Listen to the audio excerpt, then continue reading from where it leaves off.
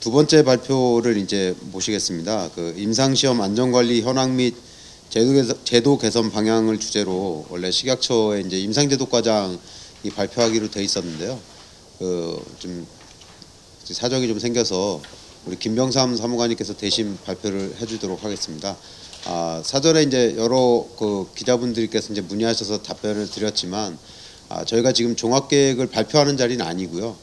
그거는 이제 차후에 이제 저희가 발표를 이제 이번 달 안에 발표 드릴 예정으로 돼 있고, 오늘은 이제 지금까지 이제 논의됐던 내용하고 또 이제 오늘 이제 바로 이 자리에서 이제 여러분들의 의견을 이제 받고자 하는 그런 자리라는 것 먼저 이제 양해 말씀 올리고요.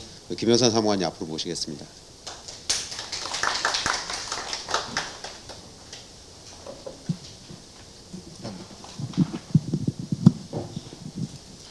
네, 방금 소개받은 식약처 임상제도과에서 근무하는 김병삼 사무관입니다.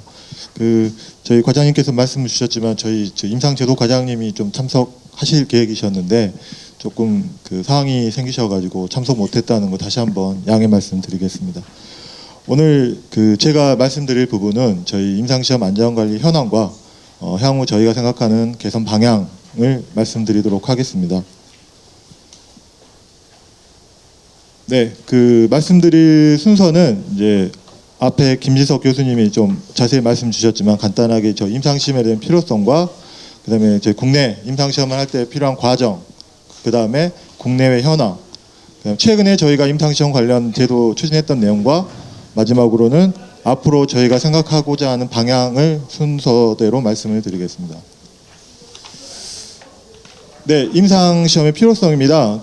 저희가 임상시험을 좀 이야기를 할 때 보통 기대수명과 건강수명이라는 말을 많이 씁니다.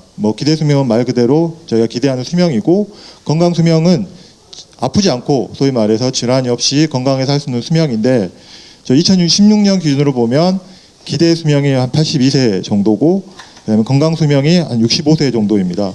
한 8년 정도의 좀 차이가 생기는데요. 결국은 임상시험이라는 거는 이 건강수명을 기대수명의 차이를 없애는 게 중요할 거고, 거기를 차이를 없애기 위해서는 치료제, 즉 의약품 개발이 필요할 것이며, 그 의약품 개발에 반드시 임상시험이 필요하다는 어떤 필요성으로 이야기할 수 있을 것 같습니다. 그다음 옆 슬라이드는 저희 OECD 현재 제가 알고는 한 36개 국가 중에 저희 우리나라 기대수명 같은 경우에 남자는 한 중간 정도 15위, 여성은 한 3위 정도로 굉장히 높은 거를 알 수 있습니다. 네, 국내 10대 사망 원인과 사망률입니다. 이제 2007년부터 17년 현황인데요. 여기 좀 작아서 보이시진 않을 것 같은데, 결국은 10대 사망 원인에 5번에 자살, 또 10번에 운수사고, 교통사고죠. 요 두 가지를 제외하고는 나머지는 다 질환에 의한 어떤 사망입니다. 특히 첫 번째가 암에 대한 어떤 사망률이 굉장히 높은 편이고요. 그다음에 성별 사망 원인은 대동소이하지만 기본적으로는 암이 남녀에 모두 최상위권을 차지를 하고 있습니다. 이제 앞서 말씀드린 기대수명까지 생존했을 때를 가정을 한다면 그때까지 암 발생 확률이 남성 같은 경우에는 5명 중에 2명, 38% 정도이고, 여성 같은 경우에는 3명 중에 1명, 약 30% 정도가 암 발생 확률이 된다고 합니다. 그다음 실제로 그러면 성별로 국내에서 암 발생 현황을 좀 보면 남성 같은 경우에는 12만 명 정도이고, 여성분들은 한 11만 명 정도가 암이 발생을 하고 있습니다. 이제 암 종류별로 이제 사망률 추이입니다. 일단 폐암과 최근에는 대장암과 췌장암이 증가 추세에 있습니다. 그다음에 특히 폐암이 증가 추세에 있으면서 암 환자의 사망률이 굉장히 가장 높은 암으로 지금 확인이 되고 있고요. 그다음 위암이나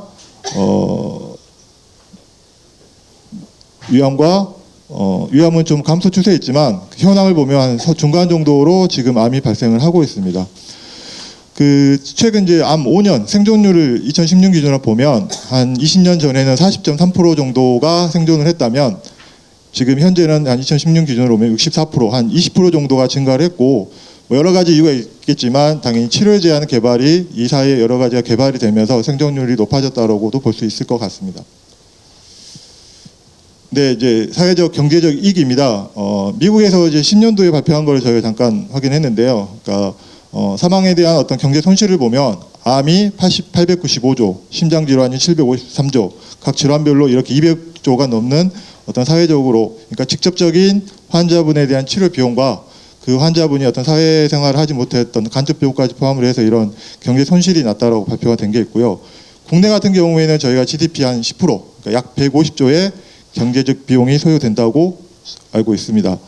그러면 이런 어떤 그 수명 연장을 통해서 어떤 정도의 경제적 효과가 나타나는지 보면 90년도에서부터 2015년도까지 암 사망률 감소 현황을 보면 한 25% 정도가 감소를 한 걸 볼 수 있습니다. 그다음에 암 종류별로 보면 기대 수명 증가 현황을 보면 특히 폐암 같은 경우는 50%가 넘는 정도의 기대 수명의 증가가 됐다라고 지금 나와 있습니다. 그래서 이런 부분을 고려해 보면 미국 같은 경우에 추산을 해 보면 이런 항암 치료만으로 인해서 1조 9천억 달러에 대한 어떤 그런 정도의 상당한 경제적 이익이 있을 거라는 일단 통계도 있습니다.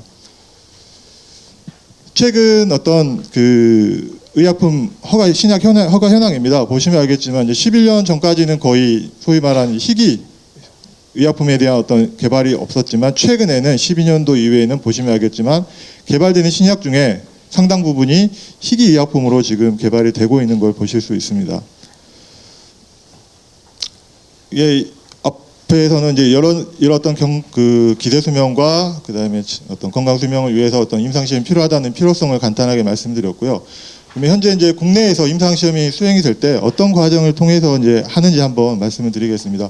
이게 이제 아마 보신 분들은 굉장히 많이 보셨던 슬라이드 있을 수 있습니다. 의약품 개발 및 허가를 그냥 한 슬라이드로 보면 기본적으로 어떤 의약품을 개발할 첫 단계는 그 질병을 이해하고 타겟을 검정을 해서 어떤 하나의 어떤 신약 후보군을 만약 개발을 한다면 그 이후에 소위 말하는 비임상 동물 실험이죠. 동물을 사용해서 어떤 안전성 시험을 하고 그 동물 시험에서 어느 정도의 효과가 확인이 된다고 한다면 그 이후에 임상 시험, 통상 저희가 1상, 2상, 3상을 구분하는데 사람을 대상으로 하는 임상 시험이 비로소 수행이 되게 합니다. 수행이 되게 됩니다. 이 경과가 뭐 일반적으로 이야기할 수는 없지만 통상적으로 보면 이 임상 시험까지 완료된 기간으로 보면 한 10년이 훨씬 소요된다는 걸 보실 수 있습니다. 이렇게 임상시험이 1상, 2상, 3상 통상적인 순서대로 잘 진행이 된 이후에 소위 말하는 이제 시판 허가를 위한 어떤 신청을 하게끔 되어 있습니다. 이제 당연히 허가는 뭐 기초 탐색 연구가 10,000개였다면 최종적으로 허가를 받을 수 있는 부분 1개, 굉장히 낮은 확률과 또 많은 기간이 소요되는 것을 보실 수 있습니다. 허가가 됐다 하더라도 이후에 어떤 재심사라든가 부작용 모니터링을 통해서 시판 후에 조사하는 부분까지 이 일련의 과정을 통해서 소위 말하는 의약품이 개발이 되고 또 허가가 되고 있습니다. 국내에서 이제 임상시험을 하기 위해서는 앞서 김지석 교수님이 좀 간단하게 말씀 주셨지만 기본적으로 보면 국내에서 임상시험을 하기 위해서는 저희 식약처의 승인을 모두 받아야 됩니다. 승인을 받기 위해서는 임상시험 계획서 작성을 해서 의뢰자분이 보통 저희 식약처에 승인 신청을 하시게 되고 승인 신청된 서류를 저희는 어떤 과학적으로 또는 윤리적으로 타당한지 여부를 저희 식약처 심사를 하게 돼 있고 더불어 말씀드린 실시기관에 있는 IRB에서도 동시에 심사를 하게끔 되어 있습니다. 그래서 저희 식약처의 승인과 IRB의 승인이 된 이후에 실질적으로 임상시험이 수행이 되게 됩니다. 임상시험을 수행하게 된 주체는 그 실시기관의 시험 책임자이고요. 통상 이제 이런 의뢰자 또는 그 업무를 수탁받은 수탁기관에서는 실시기간을 모니터링을 하고 여러 가지 임상 데이터를 수집을 하고 그다음에 그 데이터를 분석을 해서 결국 결론적으로는 이제 임상시험 보고서가 작성이 되게 됩니다. 국내 이제 임상시험의 이제 제도 변화입니다. 좀 그 중요한 부분만 몇 가지를 말씀을 드리도록 하겠습니다. 87년도에 어떤 저희 식약처 고시로 임상시험 관리 기준이 제정이 됐습니다. 그리고 90년도에 현재 운영하고 있는 임상시험 실시기간 지정 제도가 생겼습니다. 현재 저희 2018년 말 기준으로 한 189개 임상시험 실시기간이 지정이 되어 있습니다. 그다음에 95년도에 말씀드린 고시를 운영했던 임상시험 관리 기준이 의무화가 되고요. 2000년도에는 저희가 ICH 어떤 국제 순위에 도입되는 관리 기준, 현행의 어떤 GCP 기준을 도입을 하게 되어 있습니다. 뭐 GCP, 그러니까 임상시험 관리 기준을 간단하게 말씀을 드리면 임상시험과 관련된 주체, 시험자 또는 IRB, 의뢰자 이런 부분들의 어떤 역할과 책임을 규정하고 있는 기준이라고 보시면 될 것 같고 여러 가지 이 기준은 결국은 시험 대상자를 보호하기 위한 여러 가지의 또 역할과 책임을 명시를 하고 있다라고 보시면 될 것 같습니다. 이후에 2001년도에 저희 여러 가지 임상시험 제도 중에 좀 큰 변화라고 볼 수가 있는데요. 그 2001년 전까지는 허가 제출 시 어떤 임상시험 계획 승인을 받도록 되어 있었습니다. 그래서 좀 일단 임상시험 계획 단독으로 현재처럼 분리되어 있지 않았던 거를 2001년도에 결국은 현행의 임상시험 계획 승인 제도를 도입을 했습니다. 2002년도에 저희가 시행을 했고요. 그다음에 2013년도에는 기존에 고시했던 부분을 이제 총일형 상향 입법을 해서 저희가 현재까지 운영을 하고 있습니다. 2014년도에는 임상시험용 의약품 제조 및 품질 관리 기준, 그 GMP 기준을 신설을 했습니다. 물론 그 전에도 제가 시판화가 GMP에 준용해서 임상시험용 의약품 같은 경우에도 GMP를 관리하고 있었습니다. 다만 임상시험용만의 특성을 고려한 어떤 새로운 GMP 기준을 신설을 했다고 보시면 될 것 같습니다. 그다음에 2015년도에 저희 약사법을 개정을 해서 임상시험에 종사하시는 뭐 시험 책임자 또는 IRB 심사위원분들 이런 부분들을 교육을 일정 부분 의무화하는 제도를 현재까지 시행을 하고 있습니다. 관리 체계를 보면 저희가 통상적으로 임상시험을 관리하는 형태로 보면 이제 사전 관리와 사후 관리로 나눠 이야기를 하고 있습니다. 사전 관리는 앞서 말씀드린 이 계획 단계부터 과학적이고 또는 정말 목적이 타당하고 또 윤리적으로 타당한지에 대해서 그 사전에 승인을 받도록 하고 있고, 그다음에 그 임상시험을 실시하는 기관도 어떤 자격이 되는지 또는 어떤 품질 관리를 할 수 있는 그런 요건이 되시는지를 사전에 지정을 하고 있습니다. 사후에는 임상시험을 수행하는 과정에서 나타나는 이상 반응이라든가 안전성 보고를 저희한테 보고하고 관리하도록 하고 있고, 그럼 실시 상황 종료했는지 진행하고 계신 여러 가지를 저희가 정기적으로 보고받아서 관리를 하고 있습니다. 그리고 임상시험이 이제 종료되시면 저희한테 보고를 하고 또 거기에 대한 관리를 하고 있습니다. 이런 부분을 관리하기 위해서 사후 관리 쪽에서는 저희가 또 정기적으로 또는 특별한 이유가 있을 때 수시로 이렇게 실태 조사를 하고 있습니다. 그래서 주요 요소를 한번 보면 안전과 과학적인 측면을 보면 일단 계획서 승인을 하고 이 승인 단계에서 목적이라든가 필요성 또 여러 가지 안전성 등을 평가를 하고 있습니다. 어쨌든 임상시험용 의약품이라 하더라도 환자분들한테 직접 투약이 되는 의약품이기 때문에 말씀드린 GMP 기준에 적합한지를 저희가 확인을 하고 있습니다. 그 다음에 수행 과정에서 어떤 실시하는 분의 자격이라든가 또 기준이 준수되고 있는지 말씀드린 실시기간 지정 또는 GCP 기준 준수 여부를 확인을 하고 있습니다. 윤리적인 부분은 이제 말씀드린 HRPP라든가 각 임상시험 심사위원회에서 내부적으로 어떤 환자 보호를 위한 어떤 윤리적에 대한 타당성을 심의를 하고 있습니다. 이런 부분이 복합적으로 임상시험의 안전관리의 어떤 요소라고 보시면 될 것 같습니다. 주체별로 좀 말씀을 드리면 결국은 의뢰자는 해당 임상시험에 대한 전반적인 품질이라든가 안전관리에 대한 주체가 될 겁니다. 그 다음에 작년에 이제 저희가 의무화됐던 분석기관, 그러니까 인체로부터 수집된 검체를 분석할 수 있는 기관도 저희가 이제 지정을 해서 어떤 품질 관리를 하고 있습니다. 그 다음에 임상시험이 수행이 되고 또 사전 단계에서 승인을 받기 위해서 임상시험 심사위원회를 통해서 자체적으로 환자 안전 및 권리 보호를 위해서 노력을 하고 계시고요. 그 다음에 실제로 시험 책임자는 임상시험을 실시하는 주체로서 여러 가지 의무사항이 규정이 되어 있습니다.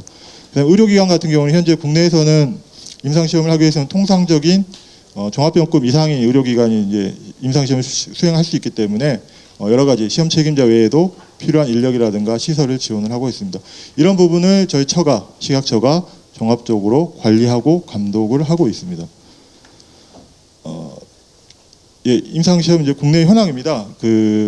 미국에 있는 국립보건원에서 매년 이제 사이트를 운영해서 공개하고 있는 데이터를 보면 현재까지 한 2009년 3월 기준으로 보면 약 30만 건의 임상시험이 등록이 되어 있습니다.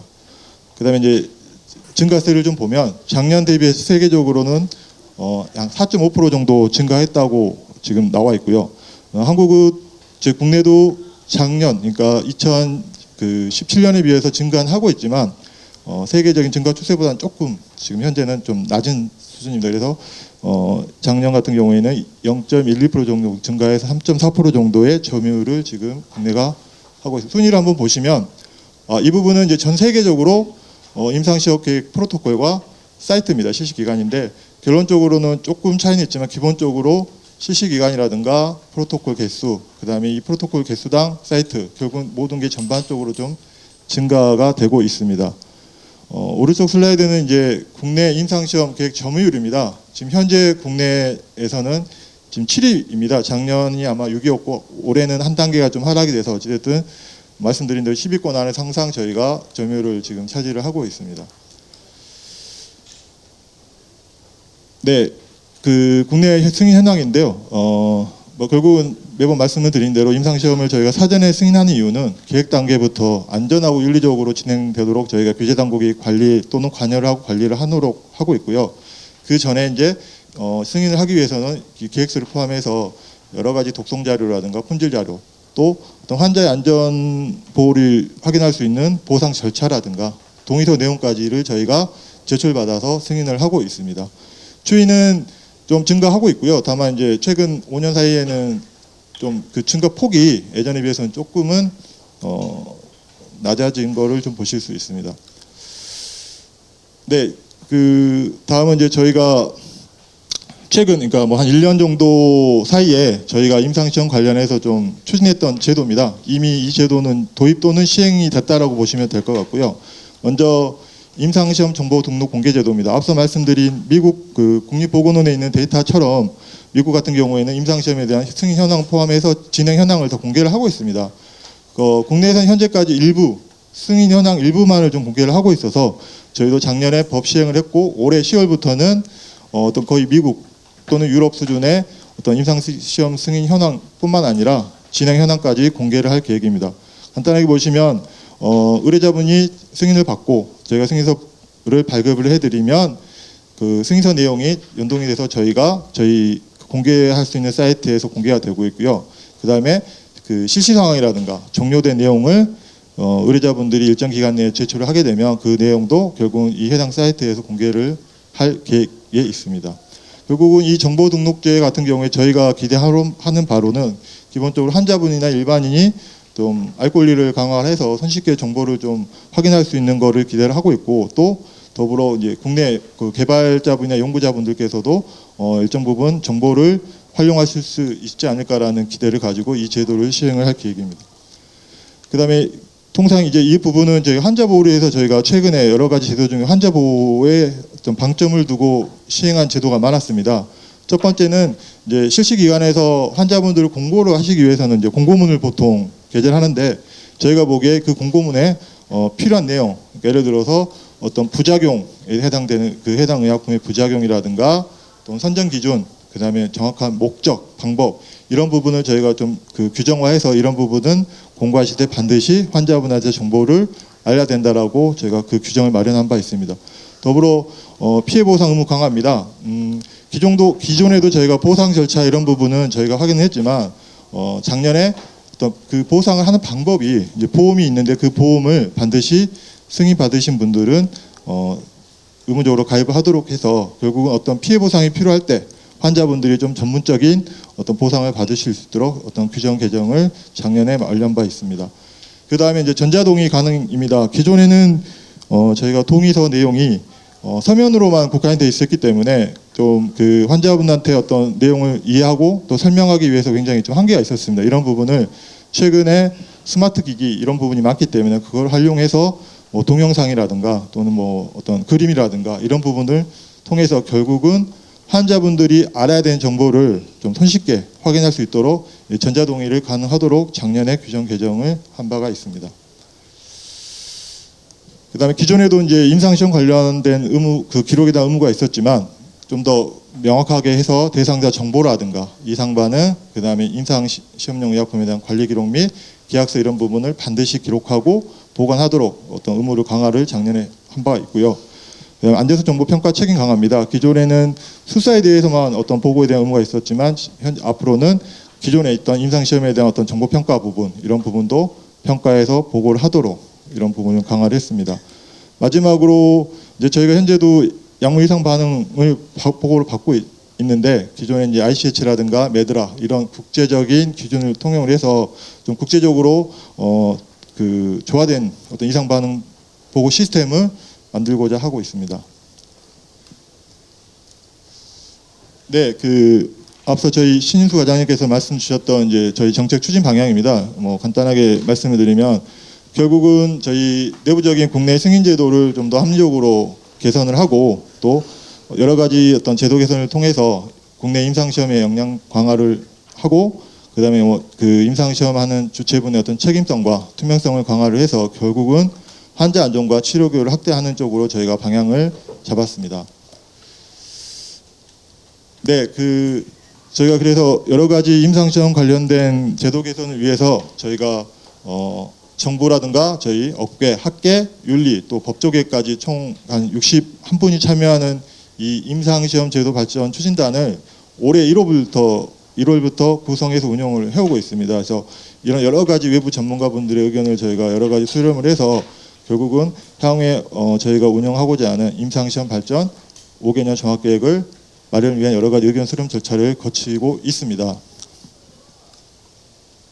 그래서 이제 저희가 말씀드린 대로 여기서 이 부분에 대한 내부적인 어떤 강론을 말씀드릴 수는 없을 것 같고요. 큰 방향성만 좀 말씀을 드리면 기본적으로는 임상시험을 참여자하는 어떤 참여자분들의 안전관리를 체계를 확립을 하기 위해서 윤리성을 강화하고 안전성 정보에 대한 관리 체계를 저희가 좀 더 선진화하고 그다음에 말씀드린 안전관리 강화를 위한 어떤 사후관리 체계라든가 이런 부분을 개편을 하고자 합니다.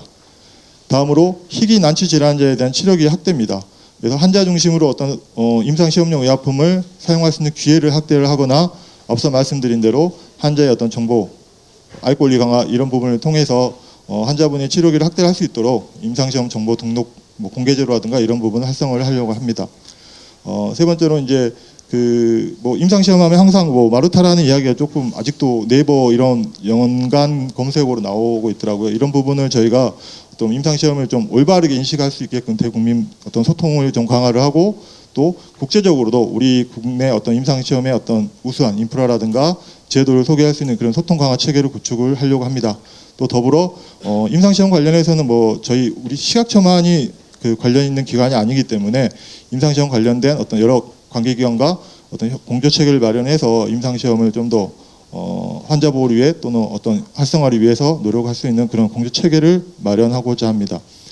마지막으로는 이제 신약 개발 역량 향상입니다. 승인 제도를 저희가 좀 더 합리적으로 개선할 수 있는 부분이 있는지 또 저희 내부적으로 어떤 심사 체계가 어떤 효율적으로 돌아갈 수 있는 방법이 뭐가 있는 건지를 고민을 해서 그 부분도 저희 종합계획에 담을 계획입니다. 네, 말씀드렸는데요. 저희가 이제 임상시험 5개년 계획을 세우면서 다시 한번 저희가 강조를 해드리고 싶은 거는 기본적으로 환자 안전을 위한 어떤 그런 부분을 저희가 당연히 원칙으로 하고 그 전제하에서 저희가 여러 가지 합리적으로 제도를 개선할 수 있는 부분이 무엇인지를 많이 고민하고 있다라고 마지막으로 말씀을 좀 드리고 싶습니다. 네, 감사합니다.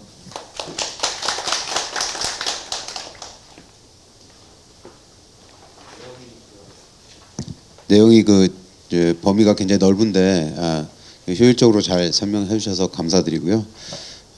저도 개인적으로 아까 나온 미국 국립보건원 임상센터에 5년 동안 근무를 했었는데 10년이 넘은 얘기지만 그때 이제 임상을 몇 개 참여했었습니다. 그래서 백혈병이죠. 환자들 이제 73명 대상으로 하는 1, 2상에 참여한 적이 있었는데 우리나라가 이렇게 많은 분야에서 또 많은 또 의사 선생님들이나 이렇게 병원에서 관심을 갖고 이렇게 많은 부분이 이제 발전했다는 느낌을 또 가질 수밖에 없고요. 제가 갔을 때만 해도 모든 것들이 좀 새롭고 미국은 진짜 임상에 대해서 투자를 많이 하는구나. 또 의사 선생님들이 굉장히 희생 정신을 갖고 월급이 한 4분의 1, 5분의 1밖에 못 받는데 와서 진짜 헌신적으로 일을 하고 계시더라고요. 그래서 또 저도 이제 몇 분 환자분들 치료하면서 이제 굉장히 예후가 좋았거든요. 73% 정도가 이제 예후가 좋았던 약이어서 방사선 의약품이었는데요. 한 분 한 분 이렇게 치료돼서 나가는 걸 보면 이제 보람도 느끼고 그랬던 생각이 듭니다. 그래서 오늘 우리가 이제 여러 가지 또 여러 분야에서 또 이제 다양한 시각과 이제 다양한 이제 생각으로 접근할 수 있는데 환자분들의 안전과 이제 치료 기회를 확대해야겠다는 부분은 다 같은 마음일 거라고 생각을 합니다.